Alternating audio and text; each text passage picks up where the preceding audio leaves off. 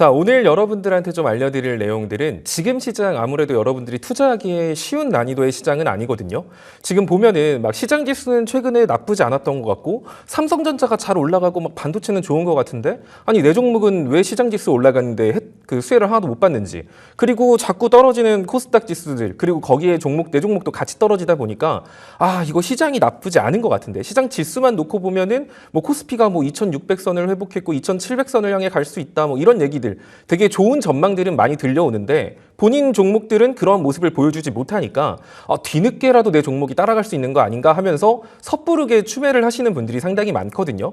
자, 시장에 대한 흐름을 좀 명확하게 이해를 하시고 매매를 하셔야 되는 겁니다. 일단은 미증시부터 해가지고 좀 가볍게 좀 체크를 하면서 넘어갈게요. 자, 제가 이제 방송에서도 여러 번 말을 했지만 최근에 미증시의 상승은 썩 기분 좋은 상승은 아니에요. 뭐 이런 식으로 많이 말을 했습니다. 지금 국내 증시뿐만 아니라 미증시 그리고 글로벌 증시의 가장 큰 문제점이 뭐냐면 산업 이슈가 없어요. 그러니까 앞으로 뭐 AI 반도체가 좋을 것 같아요. 뭐 어떨 것 같아요. 뭐 로봇이 뭐 어떻게 될 것 같아요. 미래에 대한 기대감을 품으면서 기술주가 올라가는 게 아니라 지금 기술주들의 산업 이슈가 하나도 없는 상태에서 그냥 단지 관세, 여기 키워드로만 시장이 움직이고 있거든요. 그러다 보니까 미증시 같은 경우도 상승을 한다고 해도 기술주가 중심이 돼서 기술주가 호재가 있어서 기술주가 치고 올라가고 그 뒤로 미증시가 따라오는 게 아니라 그냥 미증시가 관세에 대한 뭐 불안감이 조금 해소된 것 같아요. 무슨 기대감이 생겼어요. 이러면서 그냥 기술주 중심이 아닌 뭐 시장 이슈 중심으로 미증시가 어설프게 올라가다 보니까 트럼프가 말 한마디만 던져도 기대감 때문에 올라갔다라고 했는데 뭐 갑자기 말 좀 바꾸면 기대감이 사라졌어. 이러면서 되게 쉽사리 무너지는 거예요. 자, 그래서 지금 국내 증시뿐만이 아니라 미증시 같은 경우도 산업 이슈가 아닌 각각 나라마다 다른 이슈로 움직이고 있기 때문에 지금 미증시와 국내 증시가 커플링 되지 않고 디커플링 되는 모습이 많이 나오고 있는 거거든요.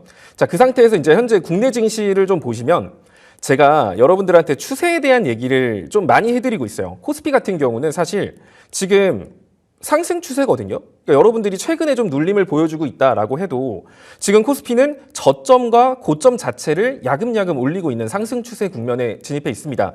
다만 조금 아쉬운 건 코스피가 241선이 2630포인트를 넘어서면서부터 나타난 시장 형태가 삼성전자 중심으로만 올라갔기 때문에 시장 지수 자체는 그냥 2600선 어떻게 보면 잘 지키고 있는 거 아니야? 라는 생각은 들지만 실질적으로 시장을 뜯어보면 삼성전자만 올라갔고요. 대부분의 종목들은 하락하는 그런 패턴이 나오고 있는 거예요. 그러니까 여러분들이 봤을 때는 시장 지수가 괜찮은데 그러니까 내 종목만 빠지고 있으니까 답답하고 지금 좀 추매를 해야 될 것 같은데 막 이런 생각으로 섣부르게 추매를 하시는데 지금 시장 지수 위치를 보면은 결국 이렇게 상승 추세를 따라서 움직인다라고 했을 때 시장 지수가 더 올라갈 수 있는 상단은 결국 2670이나 2700선이 될 가능성이 높거든요.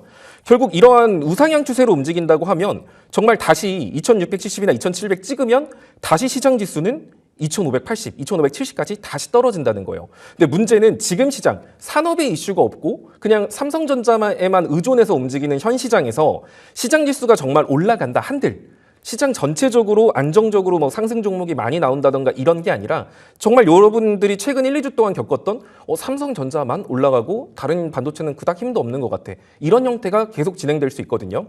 그래서 어떻게 보면 지금 시장에서 올라가 봐야 요만큼밖에 못 올라가는데 밀렸을 때는 좀 크게 떨어질 수 있는 자리잖아요. 근데 올라가 봐야 삼성전자만 올라갈 가능성이 높은 시장이에요. 그런데 내가 지금 가지고 있는 종목이 좀 시장이 좀 역행하는 것 같고 좀 시장은 나쁘지 않은 것 같으니까 하고 섣부르게 여러분들이 매수를 했다고 치죠. 그러면 이 상태에서 올라가도 그 종목 얼마 못 올라가요. 근데 문제는 빠져서 2580, 2570까지 밀렸을 때 일단은 그 정도까지는 기본으로 밀린다라고 보고 있거든요. 저는 거기까지 밀렸을 때 내 종목은 시장 지수 오를 때 오른 것도 없고 빠졌던 놈이 시장 지수 빠지니까 또 빠지는 그런 상태가 나올 수 있어요. 그래서 지금 시점에서 여러분들이 그냥 별 생각 없이 손실은 큰데 손실은 커지는데 시장은 괜찮은 것 같다라는 착각을 해서 신규 진입이라던가 추가 매수를 적극적으로 했을 때 까딱 잘못했을 때 손실이 정말 커질 수 있습니다. 그래서 진짜 지금 여러분들이 추가 매수를 하는 건 되게 주의가 필요한 시점이고요. 또 지금 이게 우상향 추세로 안정적으로 유지가 된다라고 하면 상관이 없겠지만 일단 시장 지수를 보시면 지금 일전 고점이 2,560포인트 부근이에요. 근데 지금 정도 보면은 지난 고점을 갱신한 게 아니거든요. 만약에 갱신했다 밀렸으면 지난 고점의 매물대를 소화했다라고도 볼 수 있기 때문에 좀 밀려도 뭐 다시 추세 딛고 올라가겠네 이런 확신이 들겠지만 지금 위치를 보면은 지난 고점을 갱신하고 있지 못해요. 최근의 고점을 갱신하고 있지 못하죠. 그런데 이 상태에서 만약에 밀린다? 그러면 여러분들이 뭐 쌍봉 패턴 뭐 이런 거 많이 들어보셨을 거예요. 보통 이런 식으로 이거는 하락 패턴의 시작을 알리는 보통 그런 건데 지금 코스피 지수가 횡보를 하면서 이 120일선을 돌파했을 때 시점을 보면은 2,520포인트, 2,530포인트, 2,500 대충 이 부근입니다. 자, 그 자리가 뭐 넥라인이라고 표현을 하는데 주요 지지, 그러니까 강한 지지 라인이 돼야만 하는 자리예요. 만약에 이 자리를 깨는 순간 그때 우리는 보통 하락 쌍봉 패턴이 완성됐다라고 표현을 하고요. 이렇게 이 자리까지 이탈하면 그때부터는 우하형 추세로 내려갈 수도 있는 거거든요. 운 나쁘면 이렇게 우하형으로 다시 내려갈 수도 있는 거예요. 자, 그러면 지금 시장에서 올라갈 수 있는 한도치는 좀 한정적인데 잘 풀린다라고 해도 2,570, 80 여기서 반등이 나오는 거고 최악의 경우를 생각했을 때는 2,520을 이탈하는 경우도 생각을 해야 돼요. 그런데 지금 여러분들이 지금 삼성전자 좋아 보인다고 막 신규 진입하고 추가 매수하고 막 물을 탔어요. 근데 그렇게 탔는데 2,570 여기 딛고 반등하면 다행이야. 근데 여기 반등 못하고 2,520까지 깨진다? 그러면 지금 추미하신 분들은 진짜 현금도 없고 아무것도 할 수 없는 상황이 돼버려요. 그래서 제가 계속 방송에서도 강조하는 게 2,632부터는 매도세가 크기 때문에 여러분들이 그냥 신규 진입은 안 하는 게 맞아요. 가지고 있는 종목들을 일부 팔아먹는 식으로만 가는 거고 신규 진입은 최대한 자제하거나 정말 극단적인 상황까지 생각하면서 분할로 접근해야 되는 되게 위험한 구간입니다. 근데 요즘 보면은 자꾸 시장 지수는 괜찮은데 내 종목만 낙폭이 커진 것 같으니까 이쯤 되면 반등하지 않을까? 이런 생각에 무리하게 추가 매수를 하려고 하시는 분들이 좀 많아요. 그래서 이거 좀 주의하셔야 되고 일단은 추가 매수라던가 신규 진입에 대해서 여러분들이 시작할 수 있는 단계는 2,580포인트 아래부터입니다.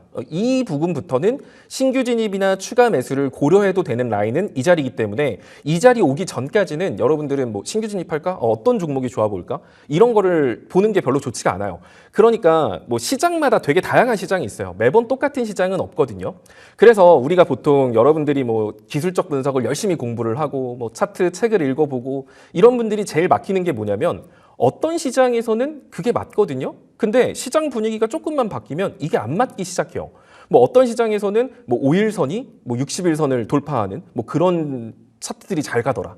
근데 그거는 그 시장에서 잘 가는 거예요. 시장만 조금만 분위기가 바뀌면 시장은 굉장히 다양한 변수가 존재하기 때문에 공식처럼 만들어질 수가 없거든요. 근데 많은 분들이 시장을 보기보다는 종목을 봐요. 그냥 개별 종목의 차트만 보고 이 종목이 차트적으로 반등할 자리네? 이러면서 그냥 섣부르게 추가 매수나 신규 진입을 하거나 아니면 그냥 단순히 뉴스를 보고 어떤 뉴스가 좋다더라 하면서 따라 사고 야 어떤 종목이 앞으로 실적 좋을 것 같대 하면서 따라 사고 이제 그런 식으로 고점을 치고 가는 종목군들에 대해서 빠르게 결과를 얻기 위해서 보통 신규 진입이나 추격 매수를 많이 하시거든요. 자, 그런데 가장 중요한 건 결국 그 모든 건 시장 분위기에 따라서 달라지는 거예요.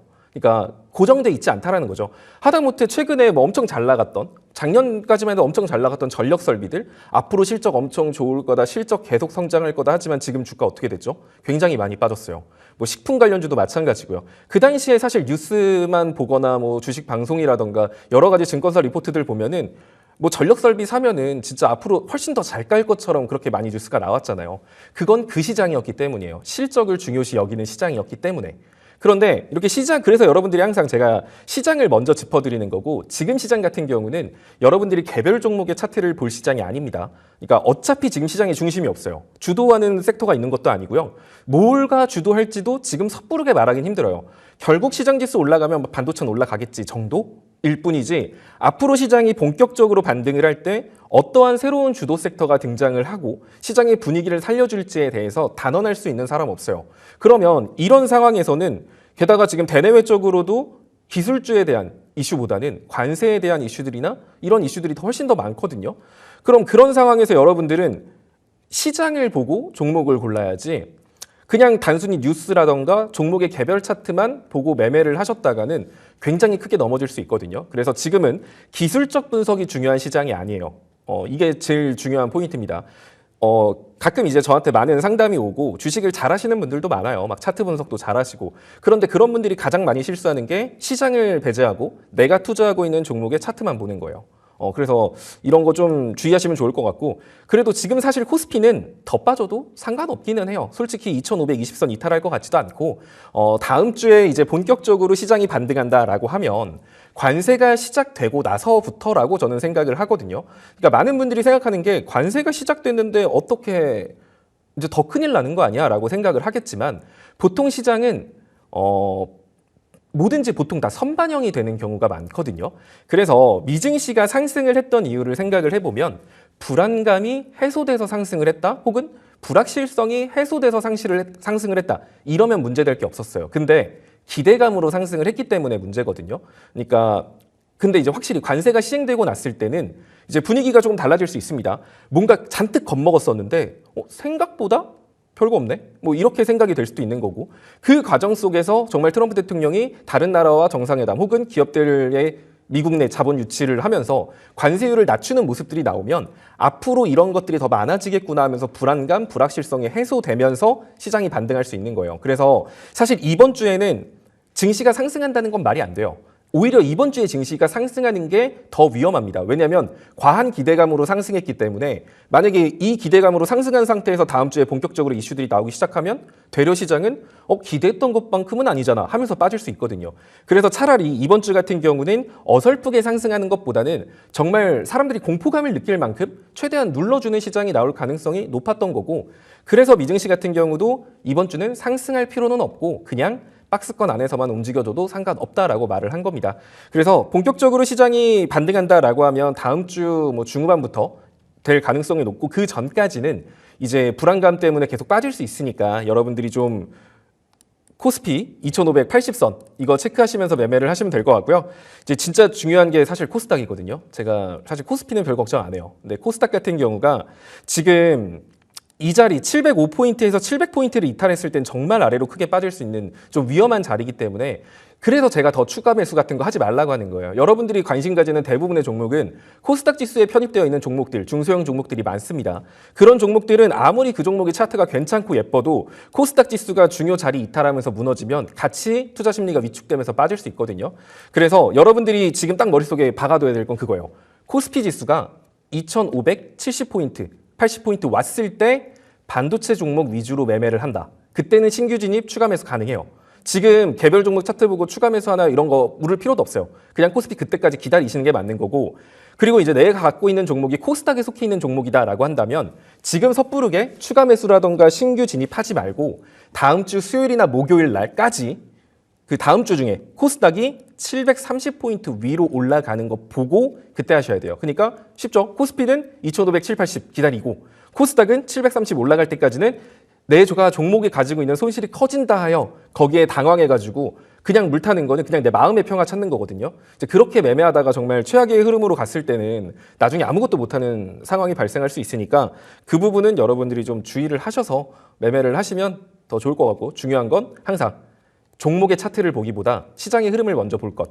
그리고 시장이 평이할 때, 시장이 뭐 별다른 이슈 없이 무난무난하게 상승장이거나 무난무난하게 횡보하고 있고 기술주 이슈도 막 나와. 그렇게 평범한 시장에서는 그럴 때 기술적 분석을 통해서 종목을 보는 겁니다. 지금처럼 시장이 뭔가 방향성 없고 중심이 없는 시장에서는 개별 종목의 기술적 분석을 한다고 어설프게 접근하면 되려 반등 자리에서 반등 안 나오고 무너지는 경우가 태반이니까 이 점 꼭 참고하셔서 앞으로 매매할 때 좀 적용해 보시면 좋을 것 같네요.